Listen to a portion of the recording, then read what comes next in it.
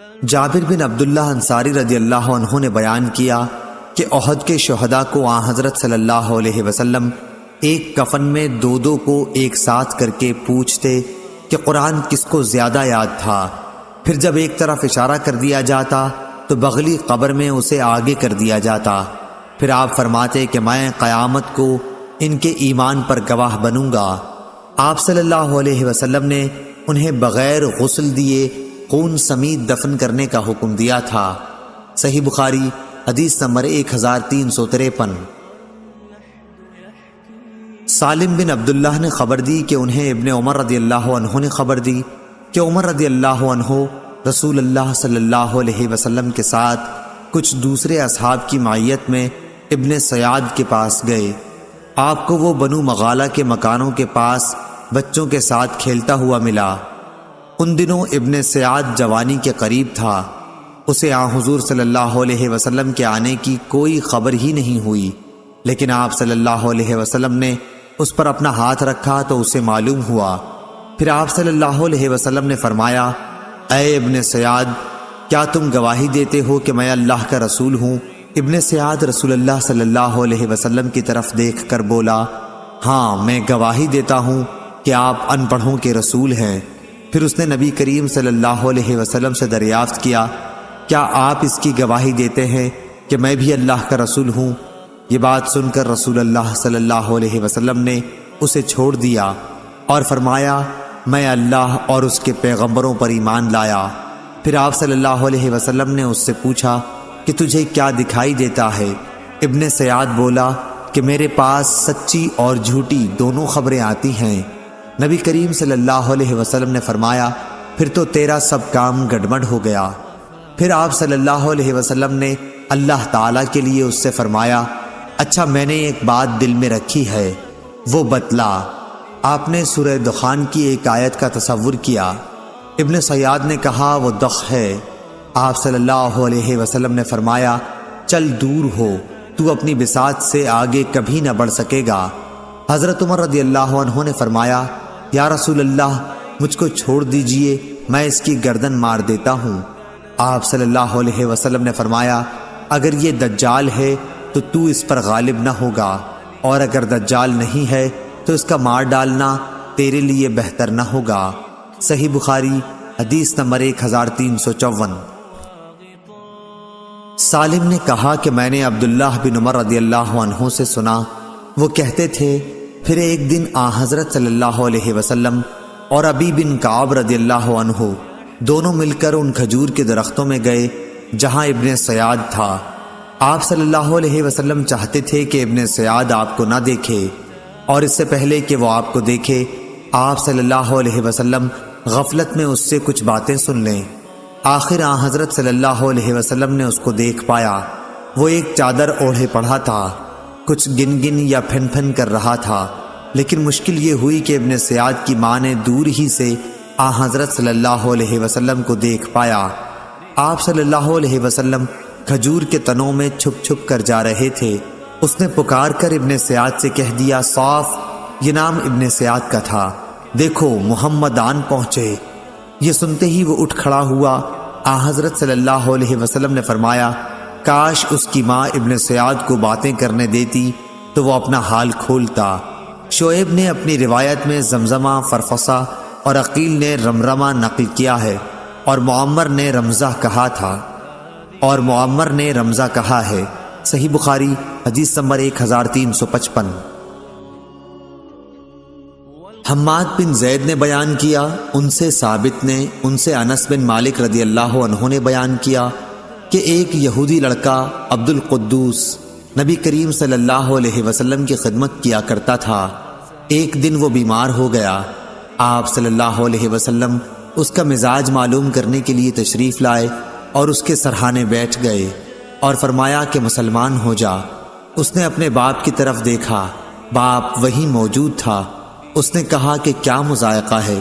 ابو القاسم صلی اللہ علیہ وسلم جو کچھ کہتے ہیں مان لے۔ چنانچہ وہ بچہ اسلام لے آیا۔ جب حضرت صلی اللہ علیہ وسلم باہر نکلے تو آپ نے فرمایا کہ شکر ہے اللہ پاک کا جس نے اس بچے کو جہنم سے بچا لیا۔ صحیح بخاری حدیث نمبر 1356۔ عبید اللہ بن زیاد نے بیان کیا کہ میں نے عبداللہ بن عباس رضی اللہ عنہ کو یہ کہتے سنا تھا کہ میں اور میری والدہ حضرت صلی اللہ علیہ وسلم کی ہجرت کے بعد مکے میں کمزور مسلمانوں میں سے تھیں، میں بچوں میں اور میری والدہ عورتوں میں۔ صحیح بخاری حدیث نمبر 1357۔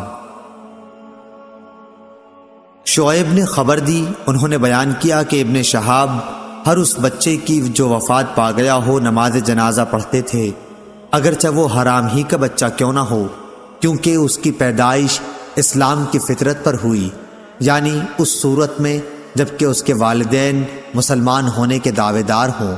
اگر صرف باپ مسلمان ہو اور ماں کا مذہب اسلام کے سوا کوئی اور ہو، جب بھی بچے کے رونے کی پیدائش کے وقت اگر آواز سنائی دیتی تو اس پر نماز پڑھی جاتی، لیکن اگر پیدائش کے وقت کوئی آواز نہ آتی تو اس کی نماز نہیں پڑھی جاتی تھی، بلکہ ایسے بچے کو کچا حمل گر جانے کے درجے میں سمجھا جاتا تھا، کیونکہ حضرت ابو ہریرہ رضی اللہ عنہ نے روایت کیا ہے کہ نبی کریم صلی اللہ علیہ وسلم نے فرمایا کہ ہر بچہ فطرت اسلام پر پیدا ہوتا ہے، پھر اس کے ماں باپ اسے یہودی یا نصرانی یا مجوسی بنا دیتے ہیں، جس طرح تم دیکھتے ہو کہ جانور صحیح سالم بچہ جنتا ہے، کیا تم نے کوئی کان کٹا ہوا بچہ بھی دیکھا ہے؟ پھر ابو ہریرہ رضی اللہ عنہ نے اس کی آیت کو تلاوت کیا، یہ اللہ کی فطرت ہے جس پر اس نے لوگوں کو پیدا کیا ہے، الآیہ۔ صحیح بخاری حدیث نمبر 1358۔ یونس نے خبر دی، انہیں ظاہری نے، انہیں ابو سلمہ بن عبد الرحمن نے خبر دی، اور ان سے ابو ہریرہ رضی اللہ عنہ نے بیان کیا کہ رسول اللہ صلی اللہ علیہ وسلم نے فرمایا کہ بچہ فطرت پر پیدا ہوتا، لیکن اس کے ماں باپ اسے یہودی یا نصرانی یا مجوسی بنا دیتے ہیں، بالکل اسی طرح جیسے ایک جانور ایک صحیح سالم جانور جنتا ہے، کیا تم اس کا کوئی عضو پیدائشی طور پر کٹا ہوا دیکھتے ہو؟ پھر ابو ہریرہ رضی اللہ عنہ نے فرمایا کہ یہ اللہ تعالیٰ کی فطرت ہے جس پر لوگوں کو اس نے پیدا کیا ہے، اللہ تعالیٰ کی خلقت میں کوئی تبدیلی ممکن نہیں، یہی دین قیم ہے۔ صحیح بخاری حدیث نمبر 1359۔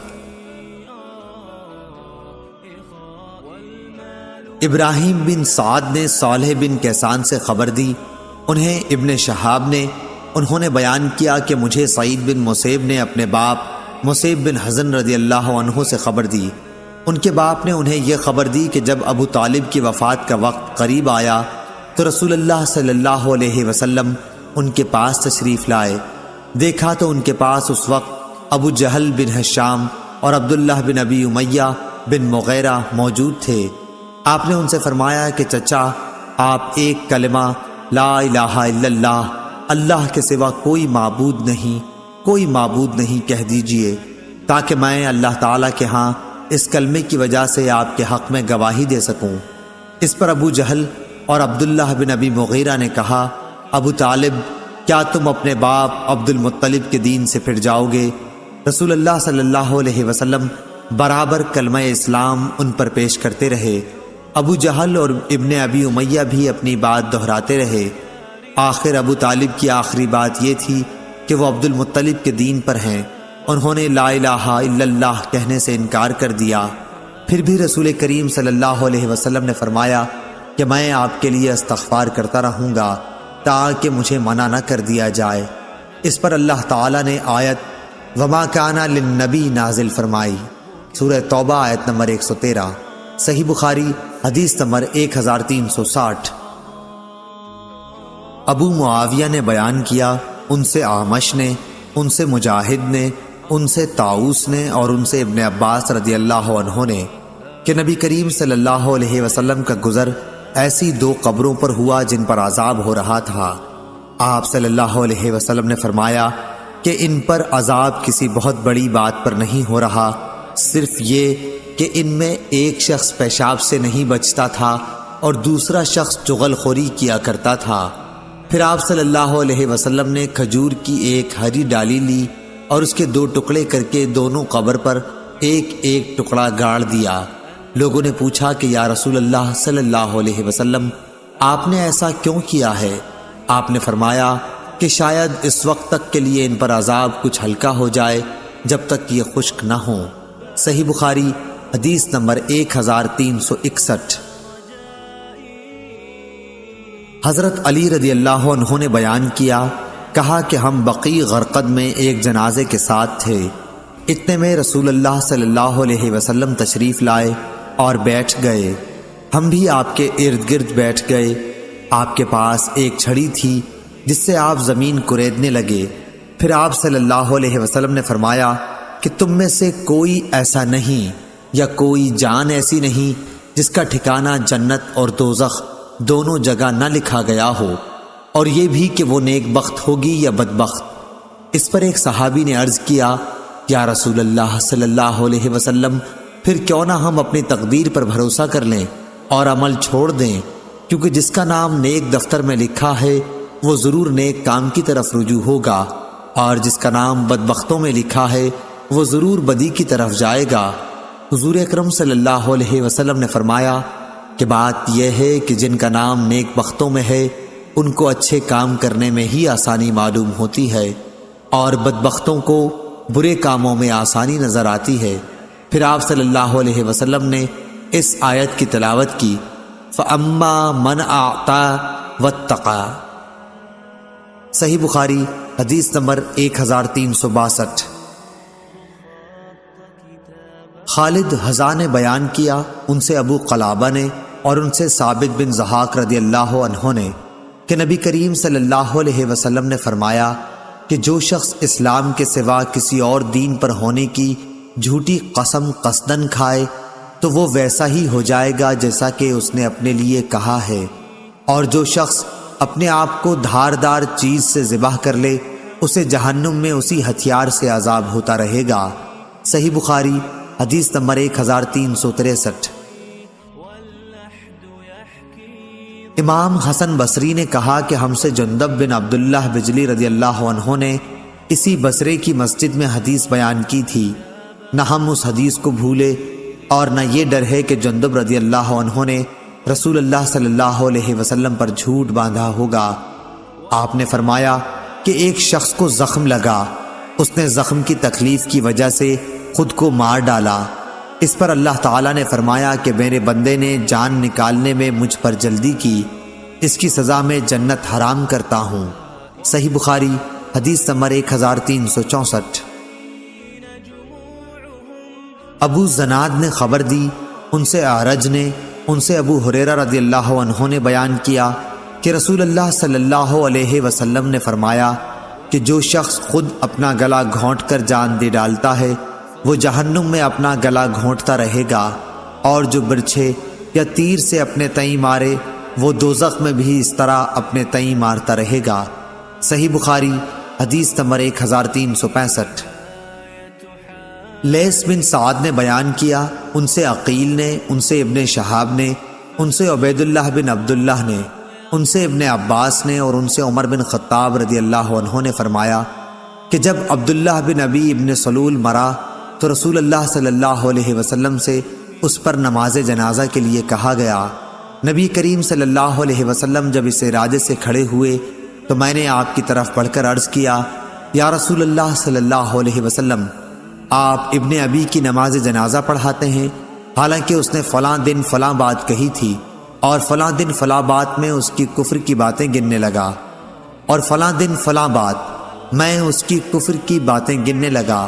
لیکن جب رسول اللہ صلی اللہ علیہ وسلم یہ سن کر مسکرا دیے اور فرمایا، عمر اس وقت پیچھے ہٹ جاؤ، لیکن میں بار بار اپنی بات دہراتا رہا تو آپ نے مجھے فرمایا کہ مجھے اللہ کی طرف سے اختیار دے دیا گیا ہے، میں نے نماز پڑھانی پسند کی، اگر مجھے معلوم ہو جائے کہ 70 مرتبہ سے زیادہ مرتبہ اس کے لیے مغفرت مانگنے پر اسے مغفرت مل جائے گی تو اس کے لیے اتنی ہی زیادہ مغفرت مانگوں گا۔ حضرت عمر رضی اللہ عنہ نے بیان کیا کہ حضرت صلی اللہ علیہ وسلم نے اس کی نماز جنازہ پڑھائی، اور واپس ہونے کے تھوڑی دیر بعد آپ پر سورہ برات کی 2 آیتیں نازل ہوئیں، کسی بھی منافق کی موت پر اس کی نماز جنازہ آپ ہرگز نہ پڑھائیے، آیت وہم فاسقون تک، اور اس کی قبر پر بھی مت کھڑا ہو۔